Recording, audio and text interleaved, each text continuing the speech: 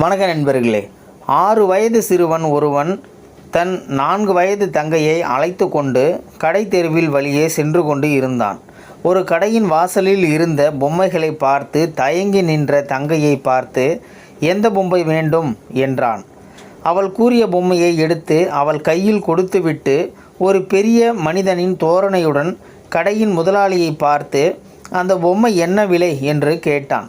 அதற்கு சிரித்து கொண்டே அந்த முதலாளி, உன்னிடம் எவ்வளவு உள்ளது என்று கேட்டார். அதற்கு அந்த சிறுவன் தான் விளையாட சேர்த்து வைத்து இருந்த கடல் சிப்பிகளை தன் பாக்கெட்டில் இருந்து எடுத்து கொடுத்தான். இது போதுமா என்று கவலையுடன் கேட்டான். அதற்கு அந்த கடைக்காரர் அவனின் கவலையான முகத்தை பார்த்து கொண்டு, எனக்கு 4 சிப்பிகள் போதும் என்று மீதியை கொடுத்தார்.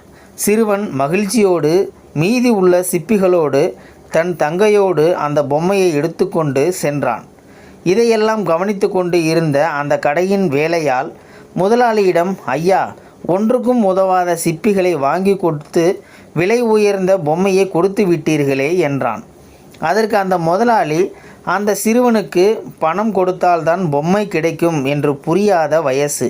அவனுக்கு அந்த சிப்பிகள் தான் உயர்ந்தவை. நாம் பணம் கேட்டால் அவன் எண்ணத்தில் பணம்தான் உயர்ந்தது என்ற மாற்றம் வந்துவிடும். அதை தடுத்து விட்டேன். மேலும் தன் தங்கை கேட்டவற்றை தன்னால் வாங்கித்தர முடியும் என்ற தன்னம்பிக்கையை அவனுக்குள் விதைத்து விட்டேன். என்றோ ஒரு நாள் அவன் பெரியவனாகி இந்த சம்பவங்களை நினைத்து பார்க்கையில், இந்த உலகம் நல்லவர்களால் ஆனது என்ற நல்ல எண்ணம் அவன் மனதில் தோன்றும்.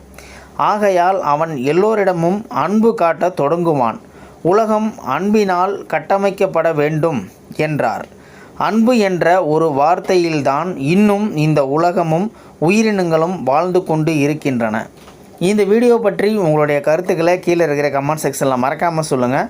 வீடியோ பிடிச்சிருந்தால் ஒரு லைக் பண்ணிக்கோங்க. இந்த வீடியோ முடிஞ்ச அளவுக்கு மற்றவங்களுக்கும் ஷேர் பண்ணுங்கள். அப்படியே நம்ம சேனலை சப்ஸ்கிரைப் பண்ணிக்கோங்க. மறக்காமல் பெல் சிம்பலையும் கிளிக் பண்ணிக்கோங்க. நன்றி, வணக்கம்.